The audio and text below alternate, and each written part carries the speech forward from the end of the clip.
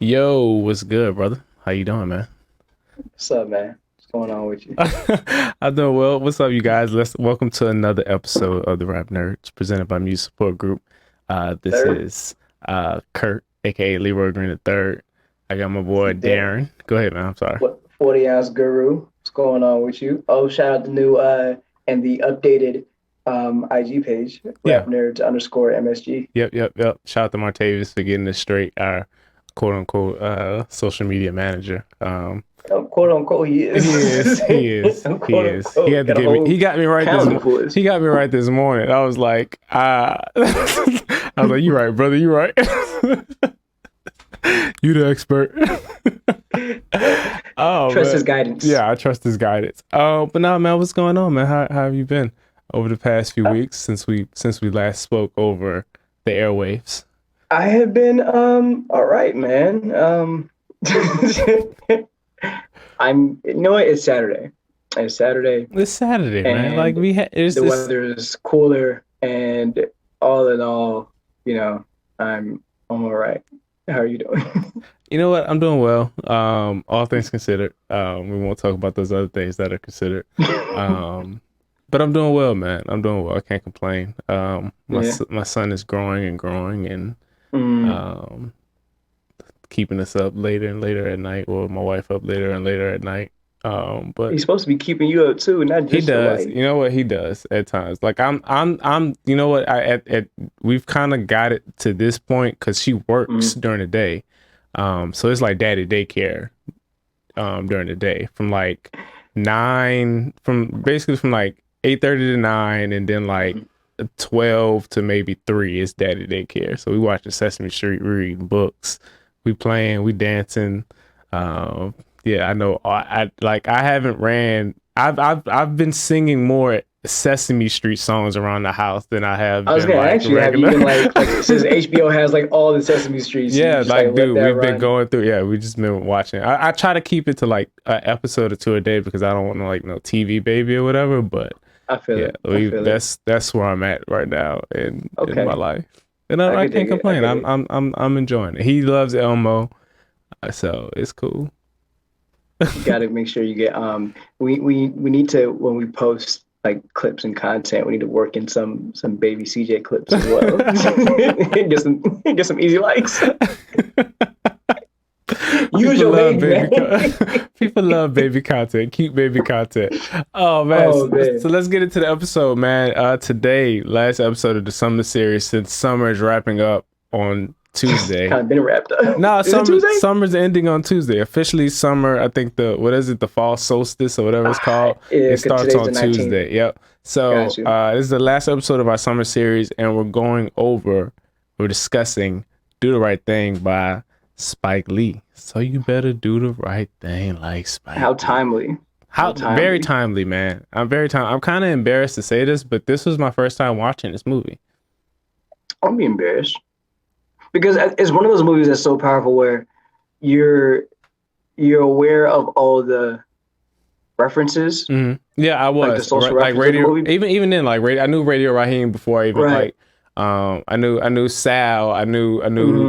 Mookie. I know all those characters, Right. but I just never That watched the movie. I never that saw the speaks movie. like the so but when you watched it and like actually got to digest it as the entire movie at one time for the Mhm. first time, like what were your initial thoughts? Um, One fantastic movie. I love Spike Lee movies. They're always Hmm. they always speak to the culture. So one, fantastic movie. Two, I like legit. This movie could have been placed in any time period. Um, Even before that, I think it was made in what 1988. Or I know you're gonna go over the Late details of 80s. the movies or whatever a little bit later, but like it, legit, like it felt, it had the vibes of an 80s movie, Hmm. but it just felt like it was made yesterday. Right? Like it's just all the themes were timeless. All the Yeah, themes like were everything they've took been me back to fluid. like what recently with the few murders between black men and women, and even then, like it kind of took me back to Trayvon Martin and Mike Brown too, for instance. Mm, Mike Brown really, mm. that whole situation just, I don't know. I just remembered Mike Yeah. Brown during that whole time I was watching it. What one of the things I just thought of was well, we'll get into all that. We'll get into like the thoughts that it triggers. But I think for this episode we'll be going through kind of the social themes of the movie and also giving a backdrop of the time period that it was released in late 80s. Going through the musical themes, specifically the Fight the Power, how that was kind of like the driving force behind that movie, and how Do the Right Thing and Fight the Power, they become synonymous with each other. Yep. And then we're gonna kind of finish up with this lasting impact on not just Black film but the film industry as a whole. Yep. So I think it'll be a pretty interesting conversation. Also, R.I.P. Ruth. I just want to if there's any reason, if there's any reason, y'all please, like, I please go out and vote. Like the effed up part is, bro. I mean, it's technically like, yeah, we have to vote, but like that's. I mean, so the thing is right now. I mean, we don't want to get into politics, but the thing is right now, and like what I'm hoping is that is. So I've been sending you clips of like certain senators during the Obama era when the Supreme Court justice from, I think he was from Texas, that I can't remember his name. Yeah, Antoine Scalia. When he passed. Name, they went out of their way to say that Obama couldn't nominate anybody, and Obama he stepped back and said, you know what, you're right, like, cool, I won't nominate anybody, I'll wait till the election. He nominated somebody. Did he? Merrick. No, he nominated. He did nominate somebody, but they didn't pass him through because they said of the election. They've been pulling quotes from these senators or whatever, saying that, if this is another scenario that happens or whatever in the election year, you can bring up my words. So hopefully these guys are going to stand by their words. That's all I have to say about it. No, they're not. They've already Senator Susie Collins, I believe that's her name. She just came out. She was the first Republican senator to come out and said, I'm against, we're not gonna get into it. We're not. Let's go. But she it's politics. We're not gonna get into it. We can be talking about this all day. All right, so let's get into. They need to do the right thing, man. Like, they need to do the right thing for this country, man. Whatever. But you know what? But this is gonna be a good segue into the first, I think the big takeaway from Do the Right Thing is the right thing is not necessarily always, or it's not necessarily always like the right thing by the letter of the law. And I think that kind of, this is a good transition to us talking about that piece. So let's go there. Let's get into it. So I'm sorry, that whole thing got me really effed up, man. Just like the rest of our living life, this is gonna affect like 30, 40 years. If you're lucky, we got much time left. This is what's gonna affect. Anyways. All right, let's 30, 40 years ago. Let's go in the past. Let's rewind real quick. Let's rewind. Speaking of, have you seen Tenet? No, I have not. Watch Tenet. It's going backwards. That maybe it's Anyways, watch Tenet. Okay. All right. Let's get into the right thing. Anyways, Do the Right Thing. 80s, right? Hip hop is. The 80s was a weird time, right? I mean, obviously we weren't living, but just off of us reading and being aware of what was going on at the time, from people that have told us and we've talked to, the 80s was a weird time, right? It was kind of like capitalism was kind of really, as we know it, was ramping up, starting in the 70s, and really took off in the 80s under the Reagan administration. You also had the boom of crack cocaine. You had the Iran Contras going on. You had, this Wall Street bubble growing as well. So there's a lot going on in the age, right? Everything was bigger, everything was moving fast. And if you weren't aware of what was going on in certain minority communities, specifically Black communities, you had this picture of America as, everything's like going all right? All the movies and film were coming out of that period were a lot of 80s classics, right? You had like Weird Science, you had Ferris Bueller, Karate Kid, all these, these films that were set and focusing on things going on in middle class white neighborhoods, and there were Black stories going on as well, but none that really had the effect of, or had the focus of focusing on Black communities Mm-hmm. in the hood, dealing with a lot of the issues that they showcased in that film, and also putting the backdrop of those issues against hip hop, or putting hip hop as a backdrop against those issues. I think that was the first time we got that in film, and for that to be the first time we see hip hop on the silver screen and all these issues that they showcase on the silver screen. I mean, you couldn't have a better introduction to that if you weren't aware of what was going on at that time period.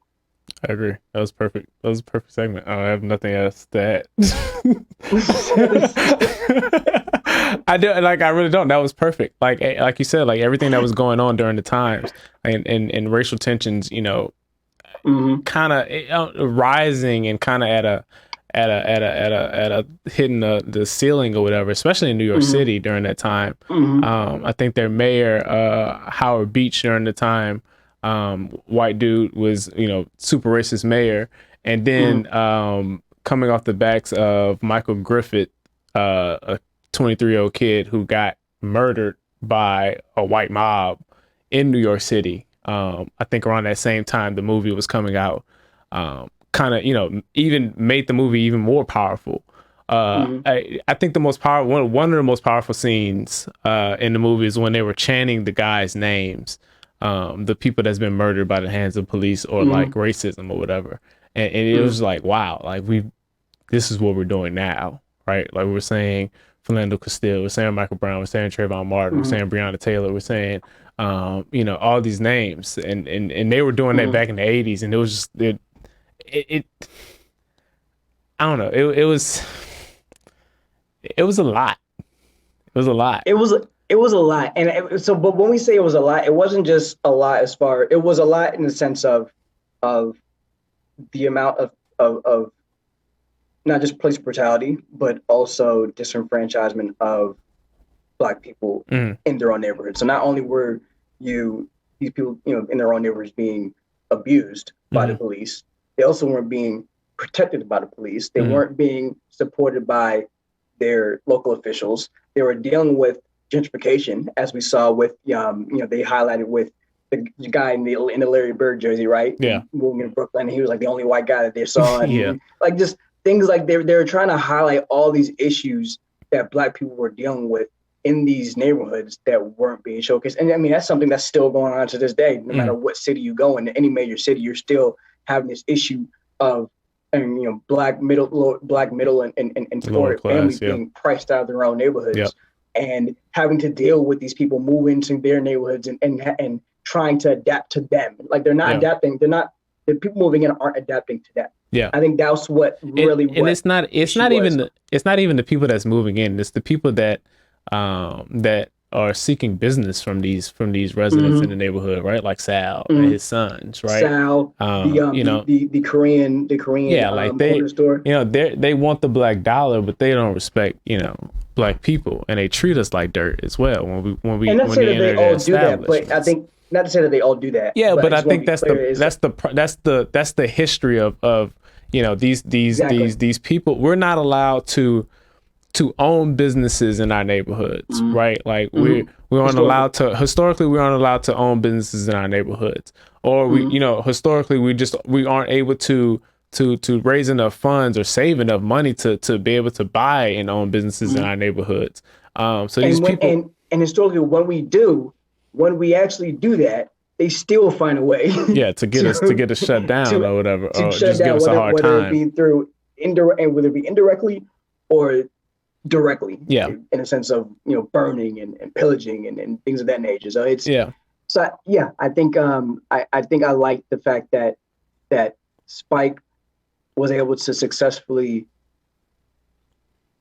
intertwine all these elements in a 2.5 hour movie to the backdrop of Public Enemy's Fight the Power. Yeah, and it was kind of dope that was like, outside of Samuel Jackson's character, the DJ, flipping a few like old school R&B tracks or whatever. That was the main song throughout the movie, "Fight the Power," right, by Public Enemy, which is kind of bang. Public Enemy had some bangers. I'm not the biggest fan of like 80s rap, but like Public Enemy, like Yeah, so we had a few bangers. With rap nerds being our moniker, I feel like I'm doing What?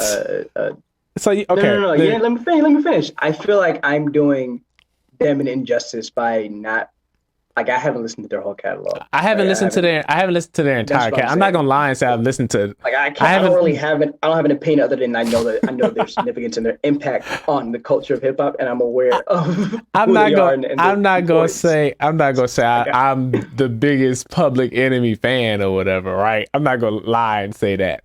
And this is actually a perfect segue to our next segment of hip hop protest songs and the social impact of this film and everything. But Public Enemy Chuck D has some bangers.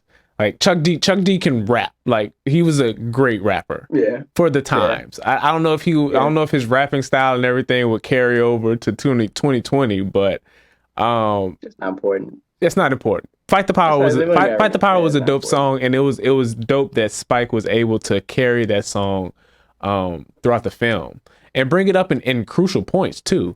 I think the biggest thing that stood out to me is when Radio Raheem is going with his radio playing the song, and he's walking up to the Latino dudes, and they're playing their Spanish music or whatever, and he kind of challenges them to a boombox battle. I don't know if they did that back in the 80s.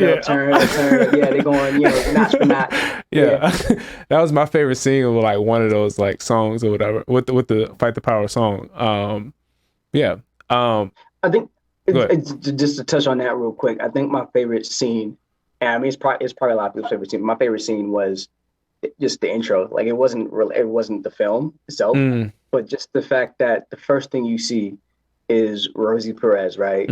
She's Puerto Rican, if I'm not mistaken, right? I believe so. So you see, and that's the first image you see is this woman of color, and she's just has this amazing choreography, this dance just going bananas, right? With this song playing in the background. Like I don't even know what the song was, right? But that's the first thing you see, right, on the screen. And it kind of says it was Fight the Power, wasn't it? It's Fight the Power. I'm bugging. I thought it was a whole different. I am bugging. Yeah, because I forget. That's my point. Like that's the first thing you're introduced to is and she's dancing with this ferocity, right? This is I remember what she was doing, but that's the first thing you see is this person, this Latina woman killing it to fight the power, and that's just the immediate tone for the entire movie. I think that's like. You couldn't have set it up in a better way. It's interesting that you said it was like kind of, I don't want to say it was aggressive or whatever. It's like, but I think that was the whole point of the dance, right? Like I think, what was the name of the documentary that it's called When They See Us. It's a Netflix documentary. On black film. About black people in Hollywood. And they talked about that scene and how like Spike wanted her to kind of like be aggressive, like she was kind of like fighting. That's why she was like boxing in the scene or whatever.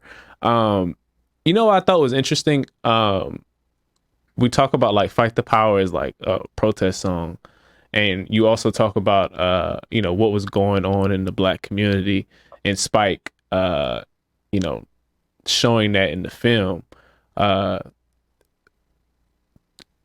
of correlating this to the social impact that this film had on black people in general. You talk about John Singleton. John Singleton said like outright, Boys in the Hood wouldn't happen without this film, right? But at the same time, those were two different depictions of black life.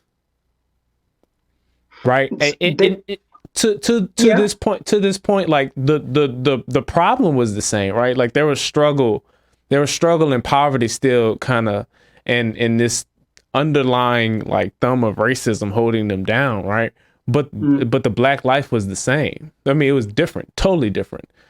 Here's where it was different, but also with the same. So here's where I think the thread is, right? And I think that thread carries all the way to this day.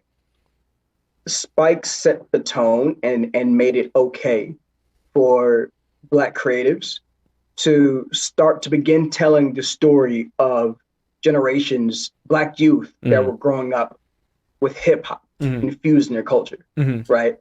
because before that, right, you saw Black stories, but they weren't wearing clothes and talk and using lingo and had mannerisms that we are familiar with.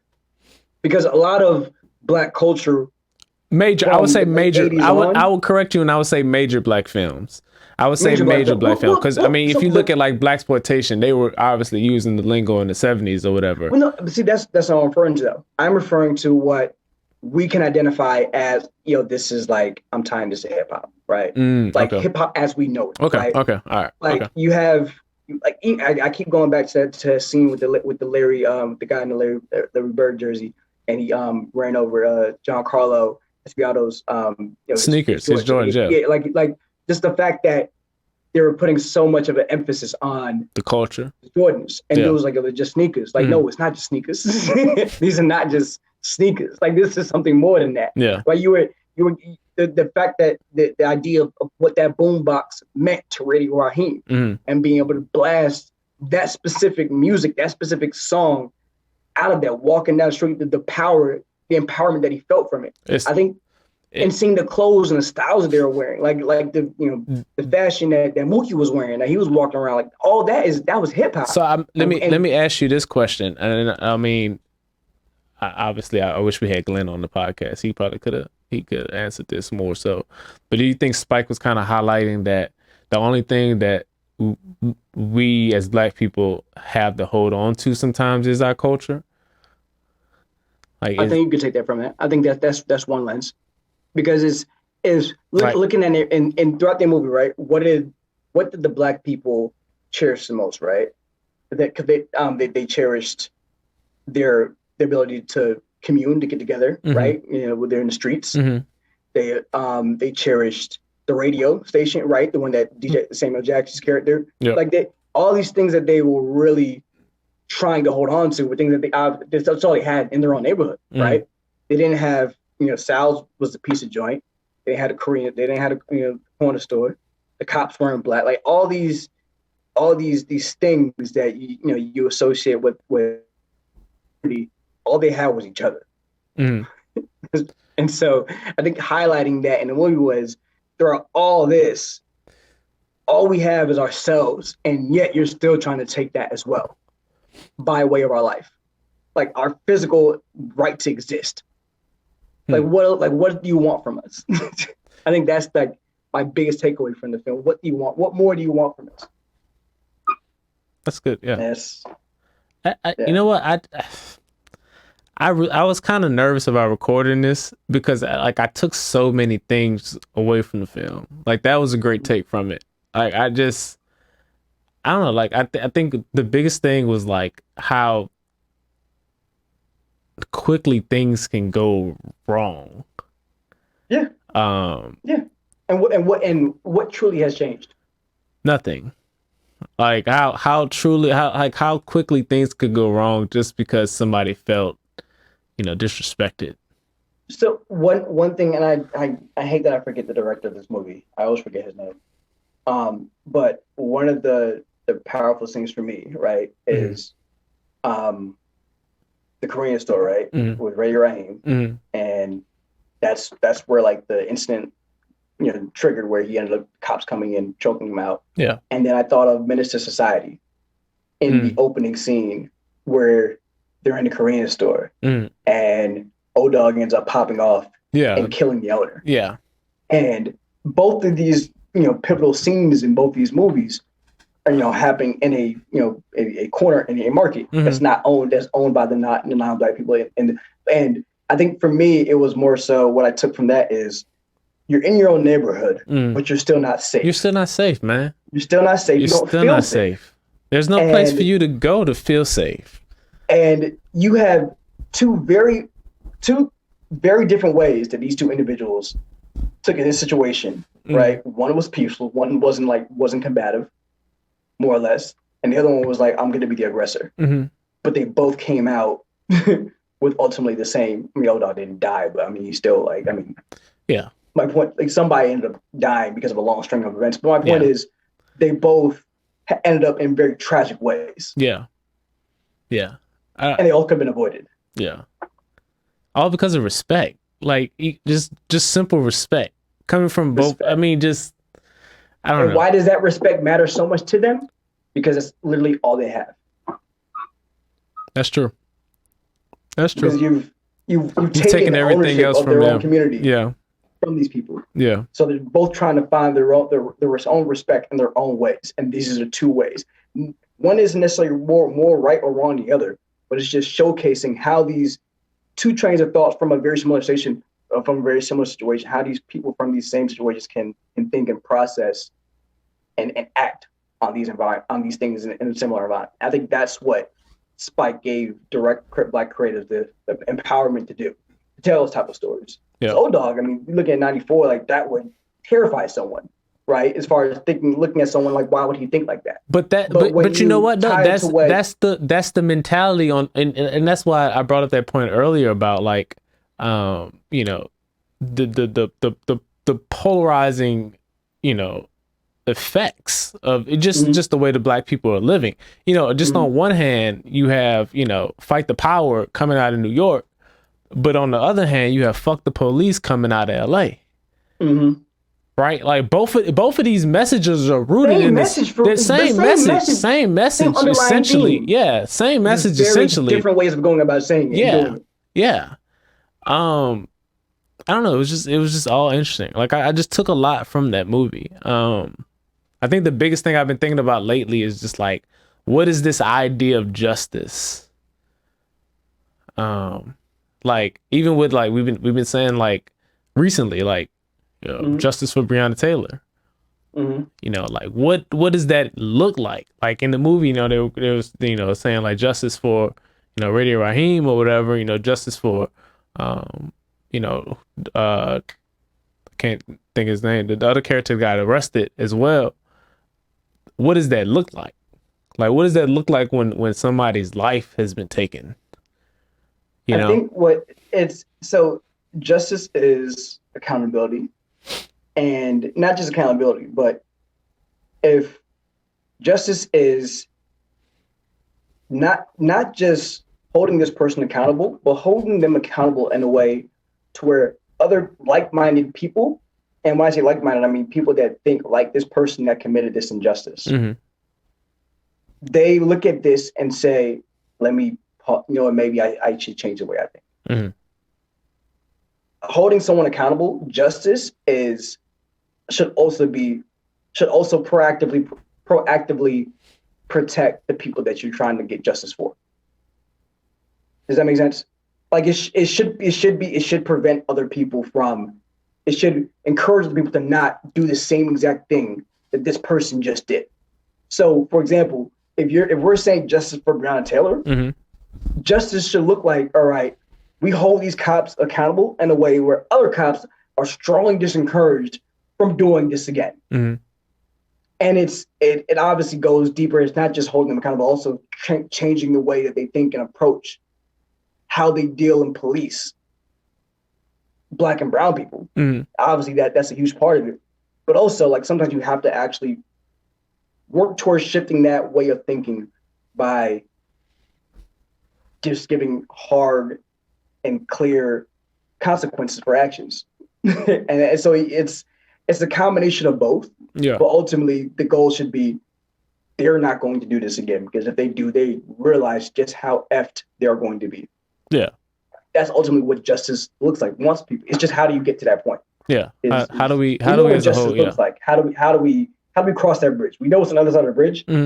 How do we get there? Yeah. And not just how do we get there, getting the people that are constructing the bridge, these powers that be, to recognize, hey, this is what needs to be done. We're telling you what needs to be done. This is what we want. Help us reach that goal. And then not trying to do everything to stop you from reaching that goal. That's all I got. I mean, that's a great answer. I think, you know what, like, we've had this discussion before. Like, you kind of get just caught up in, like, I don't want to call it despair, but you kind of get just caught up in, like, looking at things and, like, this is the way the world is. Right? Like, this is the way the world is. Like, just like, yeah, this is the way the world has been. This is the way the world is. And I, you know, and I agree with that. Like, everything you just said, like, from, like, we need to hold people accountable. they need to arrest those police officers. But I mean, But it just has like, to go further. I think that's the thing is like they have to realize they it shouldn't. Yes, you want to encourage, you want them to arrest them, right? And you want your actions, but you want to push it to the point where we shouldn't have to protest to hold them accountable. Because if you or I go out into the street and commit a crime against in another person, much as an officer, we're going to be held accountable. Yeah. And you know how I know that we're being held accountable in the same way that we want them to be held accountable? Because we won't even think to do what they easily would do to us. Yeah. Even if we were hired tomorrow to start as police officers, we would not think, we wouldn't even fathom doing to them what they do to us. Yeah. Because we know what the consequences are. We know how dire, and we also understand the impact of doing that. Yeah. But they don't have that same fear. They don't have that same, thought towards how they deal with us. Yeah. That's what I mean by holding them accountable. Yeah. I mean, I think it's just deeper than just, like you said, it's deeper than us. You got to affect police unions and everything. Like they're protected on so many levels. That's why there's no fear in what they do. Yeah. I mean, do you think Spike was very, do you think he was clear with communicating the injustices that the people in Bed-Stuy, in that film, that community? Do you think he was clear in showing why they were where they were and why they felt how they felt? Like, so especially a character like the mayor. I think that was one of my favorite So I too. think and that I keep going back to the mayor's character. Like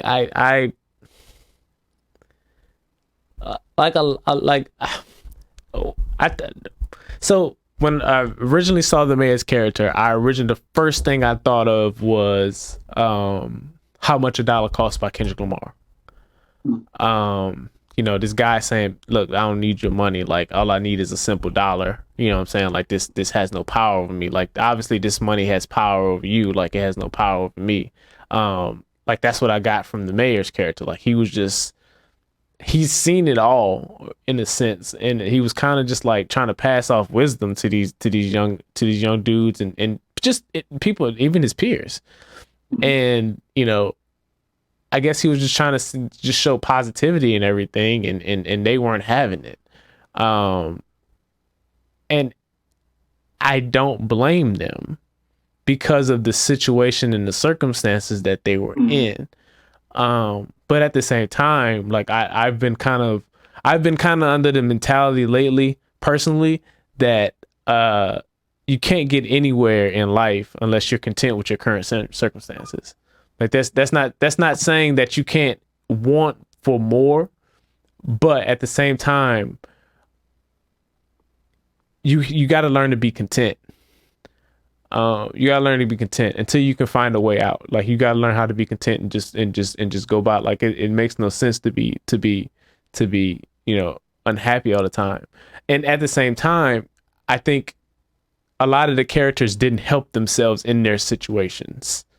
I'm pulling up Mookie's character, Spike Lee's character, Mookie. Like, I understand his boss was racist. Like, that's a different storyline, but his conversations with his sister and the way his work ethic was that not a problem in holding him back? Right? Like, are we going to blame racism on that? You know what I'm saying? Like, this dude had no real work ethic. He wanted the easy way out all the time. I don't know. There was a lot of, like, I think Spike like portrayed every scenario. It was kind of like, to tie it all in, it was kind of like Baby Boy. Right, like with Jody, the John Singleton, movie. Yeah, like that's with Jody, like racism is the underlying impact. Don't forget about that. But and there's a big but. But these are still we're flawed human beings just like everyone else. Yeah, I think that's what my issue is when we highlight things like his work ethic and saying how we deal with certain aspects of racism is, to me, whenever we bring those things up, it's almost like we're saying these things and negating the racism. And you know what? I agree, but at the same time, I disagree, man. Like They can both be true. They can both be true. Yeah. So like someone can have if I have poor work ethic, and this white middle class man has poor work ethic, his poor work ethic is probably going to have a much different effect on his life.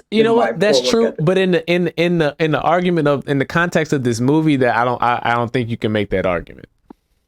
I don't think you make. What you mean? I mean, and sorry, let me walk it back. Not that we don't know. Yes, you can. And my point is this: I'm not. I can say that racism can absolutely possibly have had an impact, whether it be directly or indirectly, on this character and his work ethic, while also saying he has an issue because he has a lack of work ethic. Like both things can be true. I can say you need to deal with how you approach these things in life. You need to increase how hard you work. You need to figure out a better way to manage your problems. But I can also acknowledge that you have been unfairly impacted by things that are outside of your control. I can both acknowledge that. Yeah. But the thing is that, yes, all of us are dealing with these. All of us, all people are dealing with some sort of racism in that aspect. So I understand that part. In the context of this movie, how does that apply to Mookie though? Because in the context of this movie, the whole underlying theme of the movie is that they're all dealing with the circumstances that I just laid out. Mm-hmm. So you can't ignore that when dealing with these character flaws. I think that's the lens you have to look at it through, because otherwise, what's the point of him doing this movie? He's trying to show you all these socioeconomic issues that they're dealing with within this community. Okay. And also show while showing the respective character flaws that these people had. Like John Carlo's character, he had anger issues. Yeah. Right? He had insecure issues. Like I was gonna bring that up. Like I think his character, in the, I don't want to say. I'll be wrong to say he was the. Instigator. He was the instigator.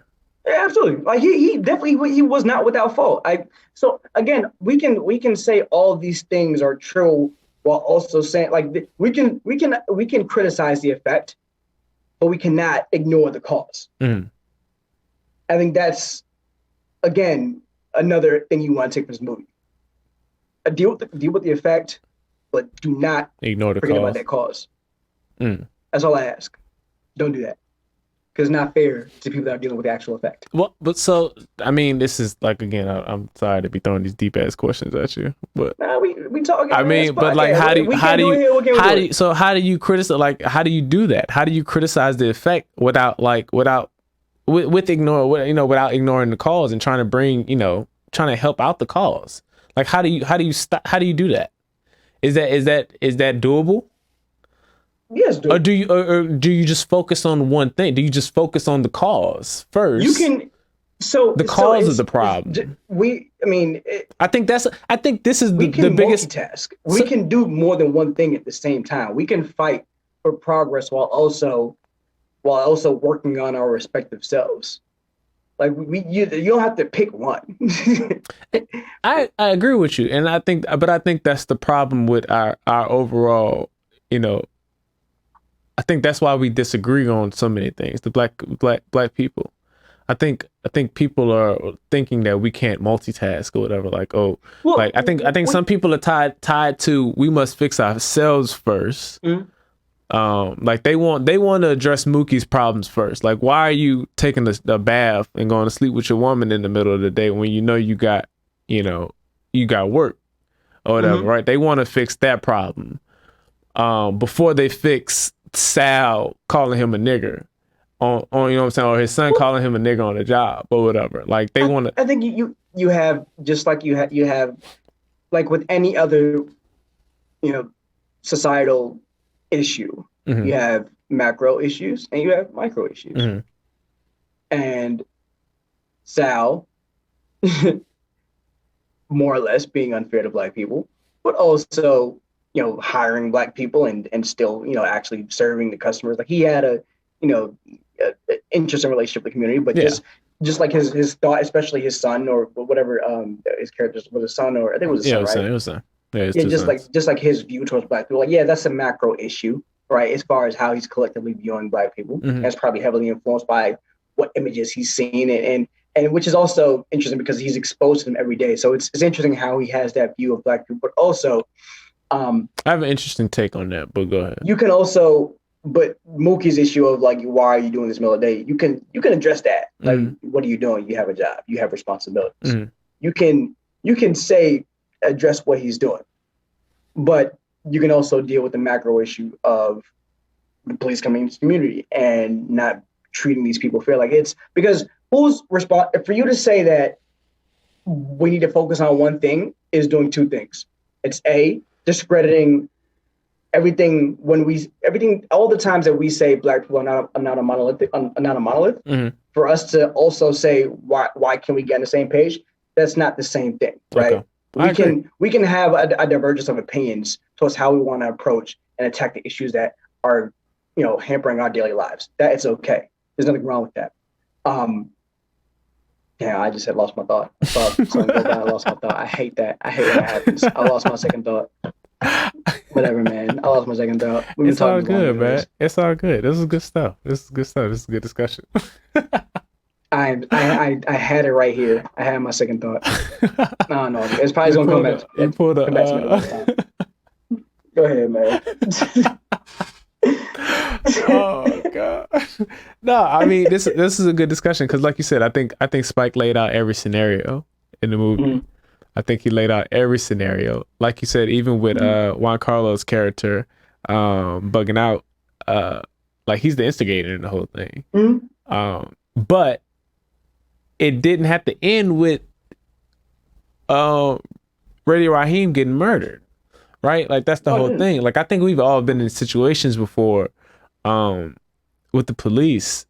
I don't know about you, but I can speak for myself. Like I've been in a situation before with the police where it was like, somebody in my group might have said something that was like quote unquote disrespectful, but at the same time it didn't necessarily cause it wasn't that big of a disrespect to cause the reaction or whatever that you just caused or the physical harm that you just caused, right? I was in a situation in college at Georgia Tech. We were walking around campus trying to look for a party, like frat party or whatever, because I think we were out there the week before, and we were just looking for a party. Cop car and the paddy wagons following behind us. Kid you not. So they was ready to lock some Black people up that night. Like the cop car and the paddy wagon was behind us. So the cop car kind of pulls up like in front of our groups, like group of like 5-6 of us, and the cop says whatever. I don't remember what he said, but my friend just yelled out like, "Shut your bitch ass up," for some dumbass reason. Cop pulls over, cuts on the lights, and at that point, everybody's like, "Bro, what the hell? Like, come on, dog." So he's like, "All right, I'll go talk to the cop, calm this whole situation down." So he does that. All the cops hop out the car. He goes and talks to the cop, like, "Look, my friends, they ain't got nothing to do with this. It's between me and you, blah, blah." Cop is like, "All right, cool. You can let them go." So in the midst of us walking out or walking back or whatever to our cars, and to wait on him, a cop grabs my friend. He's like, "Where the F are you going?" And he's like, "Bro, your man just said we can go." Like, he's like, "Nah, I didn't hear that. I need your ID, da, da, da, da." So in the midst of that, natural reaction is jerk back, like, "Bro, get your hands off me." So once he did that, all hell broke loose after that. They dudes was like fighting. I don't know if you remember I didn't know you back then. But you remember my old car, right? The Chevy Sonic I had? I had a Chevy Cobalt. Yeah. I had a Chevy Cobalt before that. And it was smaller than that. These dudes, I'm telling you, kid you not, bro. Kid you not. These 4 cops are in the back seat of my car trying to arrest my friend. 4 cops, dog.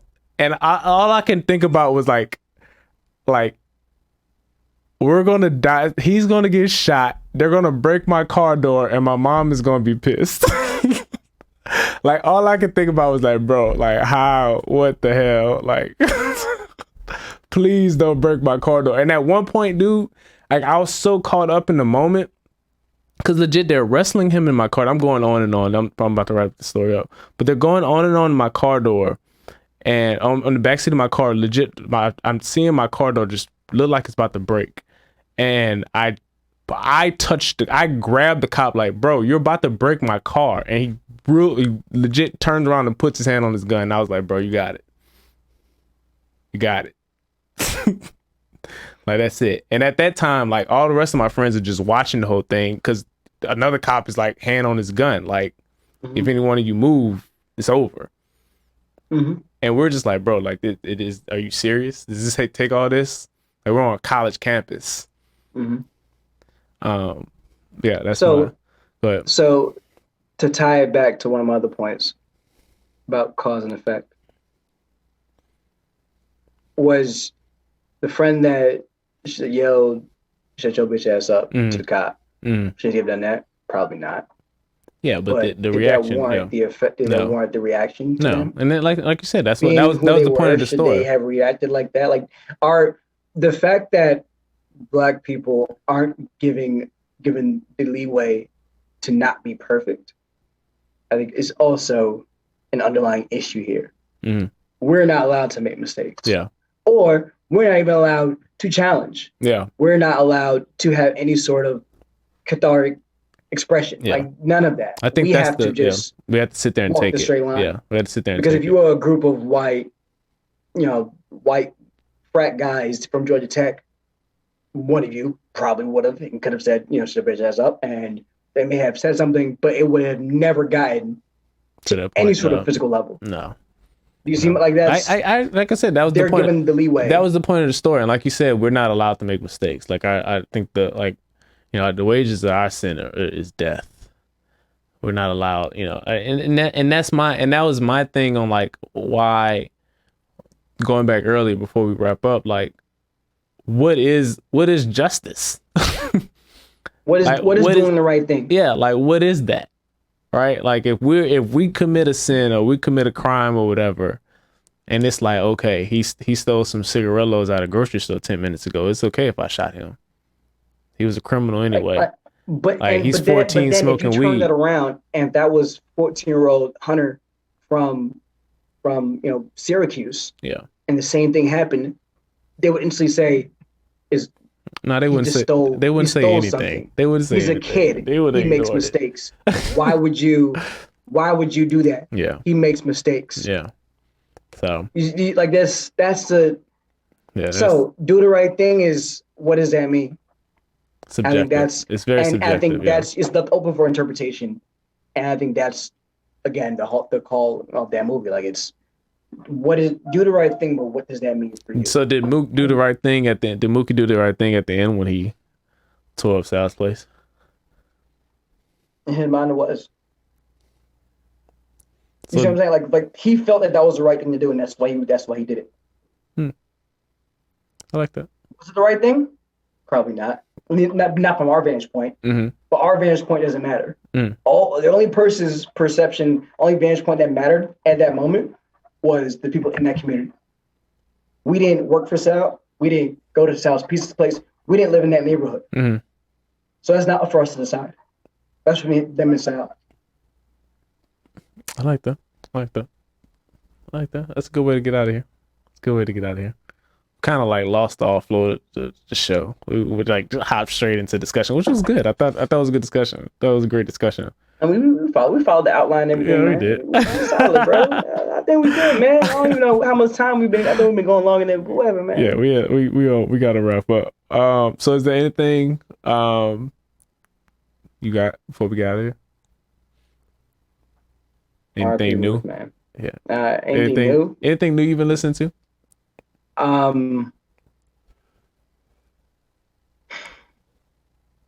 Nothing new. I haven't been listening to anything new either. I've been like the Conway was cool. I like that album. Big Sean's album was pretty dope. Yeah, that was fun. Look at my recently played, man. Look what I've been playing the most. Detroit. I mean, I don't really care like Detroit too. It was cool. I ain't even really like that for real. Like, I've been running a lot of Project Pat lately. I don't know why. Like I've been running a lot of Project Pat. I don't know where this dude's from. Is he from New York? Blast. He's like kind of like the singer / rapper. I think he's from like New York area. His last project he's dropped was pretty good. No Love Lost. I enjoyed that. I listened to that. Oh yeah, Duckworth. That's probably one. That was pretty good. Yeah, Super Good by Duckworth. Yeah. Yeah, I really enjoyed that. And yeah, man, a lot of jazz and Lil Keed. Lil Keed. You like Lil Keed? Yeah, man. I do like Lil Keed, man. I like that one song. I like that one song by Lil Keed. Lil Keed. Let's go. I don't know a whole day, but Yo, Keed got some knockers. I don't care what. I rock with the Keed, man. What Keed got? Lil Keed got a new album. Bro. Run that Trapped on Cleveland 3, bro. Trap. What? Trapped on Cleveland 3. Trapped on Cleveland. Yeah. Cleveland. 3. Okay. All right. Like Cleveland Avenue. I figured that. Yeah. No, he's from Atlanta, right? Yeah, he's from Atlanta. Yeah. Okay. Yeah, he's from. Yeah. Right. Yeah, he came up with a thug on the YSL. But yeah, between that and Conway, I've been running that, and yeah, that's where I've been living at. Oh, if you're looking for a good a good black protest playlist, our homie J Mike has a I'm Black and I'm Proud playlist, so we'll drop that on the group, on the Instagram page in a few days. It's a very black episode, and I was like thinking that we were I was wondering like how deep were we gonna get on this episode. But I thought the discussion was good, man. It was really good discussion. I think we kept this on. We ain't go too deep, man. We ain't go too deep. I don't. It's hard to go deep, man, with racial stuff, especially with black issues. I don't even know if I have the depth to go as deep as like we can get some black people to go deep like this. We know some. We can get some whole tips on this joint. We really go deep. We ain't really go deep for real. We ain't go deep for real. We went to 12-foot water. Deep. We went to 12-foot water. Yeah, we like in 6 feet, 7 feet. We gotta know how to swim a little bit, but you can like bounce on your toes if you got to. We ain't go that deep. We ain't go like 10, 12 feet. We ain't go like you could dive deep. We ain't go that deep yet. Oh man. We kept it light. Somewhat. But I hope you guys enjoyed the discussion. If you haven't watched the movie, Do the Right Thing. Hopefully this episode made you want to go and watch the movie. And join in on the discussion, y'all. Leave us comments on our YouTube page, the Rap Nerds. Also, we post some clips MSG on Instagram. Yeah, Rap Nerds _MSG on Instagram. So yeah, comment, like, share, subscribe, all that good stuff, y'all. We gotta get out of here. Anything else you gotta say? Nah, man. Dark Guap, that trailer dropped. Dark Guap. That was hot. Dark Guap. Oh, shout out to my man, Julian Singletary came with this shirt. Revolution will not be televised. I can't hold on. I can't see it with the sit back some. Stand up a little bit so we can see it because the mics, the computer. There we go. I don't know, it's in the way. Whatever. Time. But also he has like a list of all the black men and women that's been murdered by the hands of the police or white men on the back of the shirt as well. Shout out to my man Juju for the shirt. I had nothing else, bro. This is Curt, aka Leroy Green III. Darren, aka 40 Ounce Guru. Until next time, this is the end of our summer film series. Hope you guys enjoy it. And we are back to our regular scheduled content. Yeah, whatever that means. Whatever that means, we'll figure that out. We got plans. We got things lined up. Whatever that means. Stay tuned. Stay tuned. Y'all, appreciate y'all for listening again. Follow us on Instagram again, Rap Nerds _MSG. Also the Rap Nerds on YouTube. Peace.